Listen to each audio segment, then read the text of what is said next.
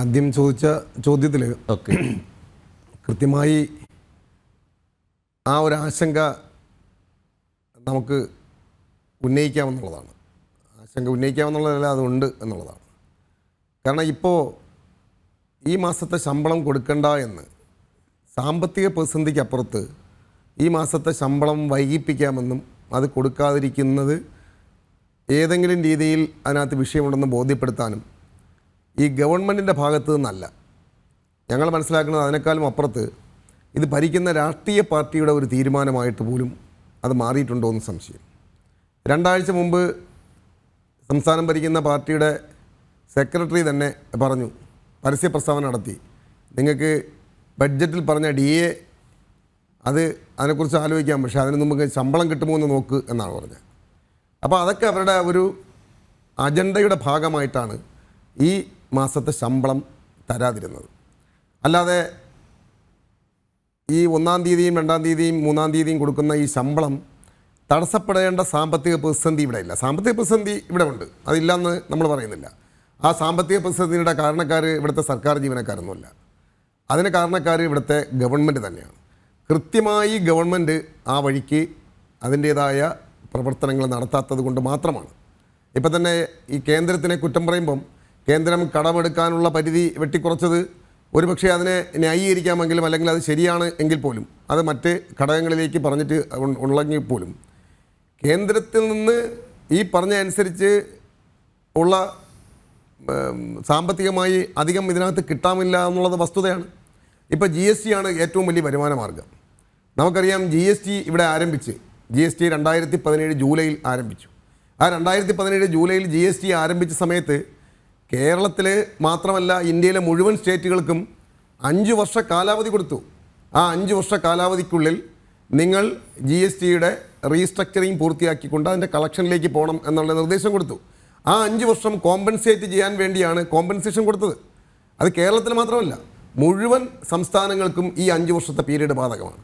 അപ്പോൾ ആ 5 വർഷത്തെ പീരീഡ് കൊണ്ട് ഇവിടെ 14% മുകളിൽ GSTയുടെ വരുമാനം വരുത്തുവാൻ വേണ്ടിയുള്ള ഒരു പ്രവർത്തനങ്ങൾ നടത്തിയില്ലെന്ന് മാത്രമല്ല, GST ഡിപ്പാർട്ട്മെൻറ്റ് റീസ്ട്രക്ചറിങ് പൂർത്തീകരിച്ചില്ല. അതിന് ആദ്യം ഇവിടെ തോമസ് ഐസക്ക് പ്രത്യേകം ഒരു സോഫ്റ്റ്വെയർ കൊണ്ടുവന്നു, അതിലിട്ട് കുറച്ച് നാൾ പണി ചെയ്തു. അത് കഴിഞ്ഞിട്ട് ഇപ്പോൾ കേന്ദ്രത്തിൻ്റെ സോഫ്റ്റ്വെയർ എടുത്തു. അപ്പോൾ റീസ്ട്രക്ചറിങ് പൂർത്തിയാക്കാൻ കഴിയാതിരിക്കുകയും ഈ 5 കൊല്ലത്തിനകത്ത് ഇപ്പോൾ ഇടയ്ക്കൊരു കണക്ക് പറഞ്ഞപ്പോൾ ഇവർ 20% GST വരുമാനം ഉണ്ടായെന്ന് പറഞ്ഞു. 20% വരുമാനം ഉണ്ടായെങ്കിൽ പിന്നെ എന്തിനാ കേന്ദ്രത്തിനെ കുറ്റം പറയുന്നത്? 14% താഴെ മാത്രമേ GST വരുമാനമുള്ളൂ എങ്കിൽ മാത്രമാണ് കോമ്പൻസേഷൻ കൊടുക്കേണ്ടത്. ഇപ്പോൾ ഇന്ത്യയിൽ ഒരു സംസ്ഥാനങ്ങൾക്ക് കൊടുക്കാറില്ല. അപ്പോൾ ഈ വരുമാനത്തിൻ്റെ കാര്യത്തിൽ തെറ്റിദ്ധരിപ്പിക്കുന്ന ഒരു സംവിധാനമാണ് ഇവിടെ. പിന്നെ ഇപ്പം തന്നെ ഇവിടെ കേന്ദ്രം തരട്ടെ എന്ന് പറഞ്ഞാൽ, കേന്ദ്രം ശമ്പളം തരാനാണെങ്കിൽ പിന്നെ എന്തിനാണ് ഇവിടെ സംസ്ഥാന ഗവൺമെൻറ്? ആ ഗവൺമെൻറ്റിൻ്റെ ആവശ്യം എന്താ? പിന്നെ രണ്ടാമത് ചോദിച്ച ചോദ്യം, ഇവിടെ ഇടതുപക്ഷങ്ങളും ഭരണപക്ഷവും സർവീസ് സംഘടനകളൊക്കെ ഇല്ലെന്നു. അവരൊക്കെ ഞാൻ ചോദിക്കാൻ കാരണം, ഇന്ന് ഈ ചർച്ചയിൽ അവരുടെ പ്രതിനിധി ക്ഷണിച്ചിരുന്നു. അങ്ങനെ അവർ ഈ ജീവനക്കാരോടൊപ്പം ആണെങ്കിൽ അവരുടെ പ്രതിനിധിയെ അയക്കേണ്ടതല്ലേ? അവർക്ക് പറയാനുള്ളത് കൂടി പറയേണ്ടതല്ലേ? അല്ല, ഉറപ്പല്ലേ, അവർ ജീവനക്കാർക്കൊപ്പമല്ല, അവർ അടിമകളാണ്. അത് ഈ പാർട്ടി സംവിധാനത്തിൻ്റെ കീഴിൽ നിൽക്കുന്ന സർവീസ് സംഘടന എന്നുള്ളതല്ല. ഇന്ന് നമ്മൾ SFI അടക്കമുള്ള സംഘടനകളുടെ നിലപാടുകൾ നമ്മൾ കാണുന്നതല്ലേ. അവർ കൃത്യമായി അതിൻ്റെ പാർട്ടി നേതൃത്വം പറയുന്നതിന് അപ്പുറത്തേക്ക് ചലിക്കാൻ കഴിയാത്ത ഒരു പ്രസ്ഥാനമായി അവർ ഈ 1-ാം തീയതിയോ 2-ാം തീയതിയോ കഴിഞ്ഞ ദിവസം തന്നെ അവർ ഓഫീസുകളിൽ പ്രതിഷേധ പ്രകടനം നടത്തി. ഞങ്ങൾ വിചാരിച്ചു വളരെ ആശ്വാസം കൊണ്ടു, അവരും ഇറങ്ങിയിട്ടുണ്ടല്ലോ. പക്ഷേ അതല്ല സംഭവിച്ചത്. അവർ അന്ന് കേന്ദ്രത്തിനെതിരെയാണ് പ്രതിഷേധ പ്രകടനം നടത്തിയത്. സംസ്ഥാന ഗവൺമെൻറ് ഇവിടെ ETSB ട്രഷറിയിൽ ബ്ലോക്ക് ചെയ്ത് വെക്കുന്നതിന് കേന്ദ്രത്തിനെതിരെ സമരം ചെയ്യുന്നത് ആരെ പറ്റിക്കാനാണ്? നാളെ അവർ കരിദിനം ആചരിക്കുന്നുവെന്ന് ഇപ്പോൾ ഒരു വാർത്ത കണ്ടു. എന്തിനാണ് നാളെ കരിദിനം ആചരിക്കുന്നത്? ഇപ്പം തന്നെ ഇന്ന് ഗവൺമെൻറ് പറഞ്ഞ വിഷയം എന്താ? ഗവൺമെൻറ് ധനകാര്യ വകുപ്പ് മന്ത്രി വ്യക്തമാക്കി പറഞ്ഞു, ശമ്പളം കൊടുത്തു തുടങ്ങി. അത് പിന്നെ ഇന്ന് 50,000 രൂപ വെച്ച് റിലീസ് ചെയ്ത് തുടങ്ങിയെന്ന്. എന്താ സംഭവിച്ചത്?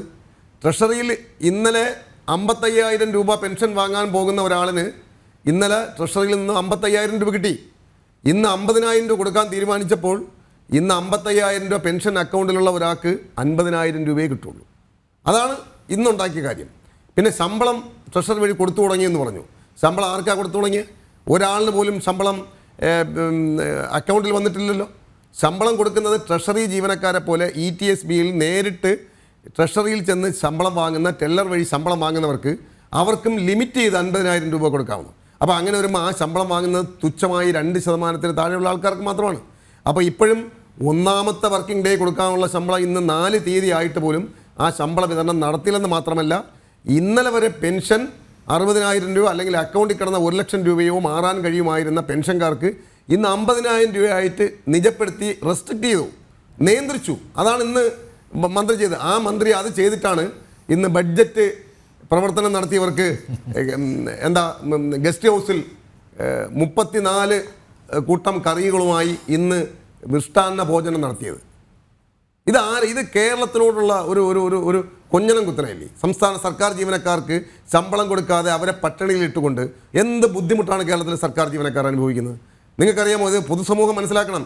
2-ാം തീയതിയും 3-ാം തീയതിയും 4-ാം തീയതിയുമായി എടുത്ത ഭവന വായ്പയ്ക്കും വാഹന വായ്പയ്ക്കും അടക്കം മറ്റ് ലോണുകൾക്കെല്ലാം ഡേറ്റ് കൊടുത്ത് ബാങ്കിൽ നിന്നും അക്കൗണ്ട് അവർ പിടിച്ചുകൊണ്ട് പോകുന്ന സമയമാണ്.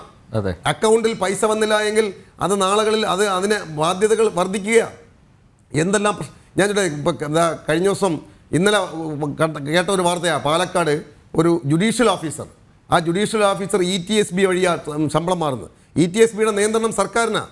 ഈ ETSBയുടെ അദ്ദേഹത്തിൻ്റെ അക്കൗണ്ടിൽ 40 ലക്ഷം രൂപയുണ്ട്. അദ്ദേഹത്തിന് ചിലപ്പോൾ ഒരു പക്ഷേ ശമ്പളം വേണ്ടാത്ത ആളായിരിക്കും. ഈ വിഷയം പറഞ്ഞുകൊണ്ട് 40 ലക്ഷം രൂപ വിഡ്രാ ചെയ്ത് പോയപ്പോൾ കഴിഞ്ഞ എത്രയോ മാസങ്ങൾ മുമ്പ് കിടക്കുന്ന അദ്ദേഹത്തിൻ്റെ ശമ്പളം, അദ്ദേഹത്തിൻ്റെ സ്വത്ത് അദ്ദേഹത്തിന് വിഡ്രാ ചെയ്യാൻ കഴിയുന്നില്ല. ഇത് ചെറിയ നിസ്സാര കാര്യമല്ല.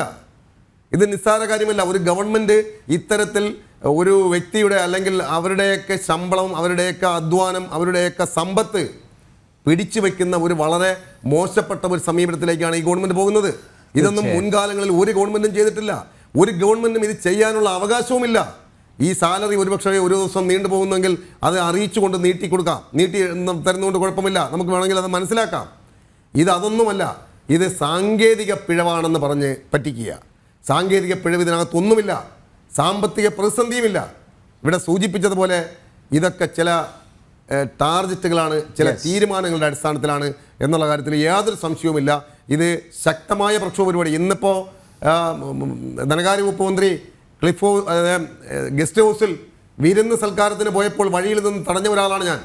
ഞങ്ങളുടെ സംഘടന അതിനകത്തുള്ള തടഞ്ഞതല്ല, കടന്നുപോയപ്പോൾ അദ്ദേഹത്തിന് ആ പ്രതിഷേധം അറിയിക്കാൻ ബാനറുമായി അവിടെ എത്തിയിരുന്നു. കൃത്യമായി ജീവനക്കാരൻ്റെ പ്രതിഷേധം എല്ലാ സ്ഥലങ്ങളിലും അറിയിച്ചുകൊണ്ട് ജീവനക്കാർ, ഈ കേരളത്തിലെ സർക്കാർ ജീവനക്കാർക്ക് ശമ്പളം അത് കൃത്യമായ ഡേറ്റുകളിൽ വിതരണം ചെയ്യുവാൻ ഈ നടപടി സ്വീകരിച്ചതിൽ ശക്തമായ സമരപരിപാടികളുമായി ഞങ്ങൾ NGO അസോസിയേഷൻ അടക്കമുള്ള സംഘടനകൾ മുന്നോട്ട് പോകും. ഈ അടിമ കൂട്ടങ്ങളെപ്പോലെ നിൽക്കുന്ന സർവീസ് സംഘടനകൾ അവർ കഴിഞ്ഞ ദിവസം ഞങ്ങൾ ഒരു പണിമുടക്ക് നടത്തി. അന്ന് NGO സംഘം അടക്കം ആ പണിമുടക്കിൽ പങ്കെടുത്തതാണ്. ജനുവരി 24-ന് നടത്തിയ പണിമുടക്ക് ചരിത്രത്തിലാദ്യമായി 7 ഗഡു DA കുടിശ്ശികയായി കിടക്കുന്ന സാഹചര്യം, ലീവ് സറണ്ടർ 4 കൊല്ലമായി തരാത്ത സാഹചര്യം, കഴിഞ്ഞ ശമ്പള പ്രശ്നത്തിൻ്റെ അരിയർ 1 രൂപ പോലും തരാത്ത സാഹചര്യം. ഇതൊക്കെ വെച്ചുകൊണ്ട് ഞങ്ങളൊരു പണിമുടക്കിലേക്ക് പോയപ്പം ആ പണിമുടക്കിൽ ഞങ്ങൾ പ്രതീക്ഷിക്കുന്നതിൻ്റെ അപ്പുറത്തുള്ള ജീവനക്കാരും അധ്യാപകരും ആ പണിമുടക്കിൽ അണിചേർന്നു.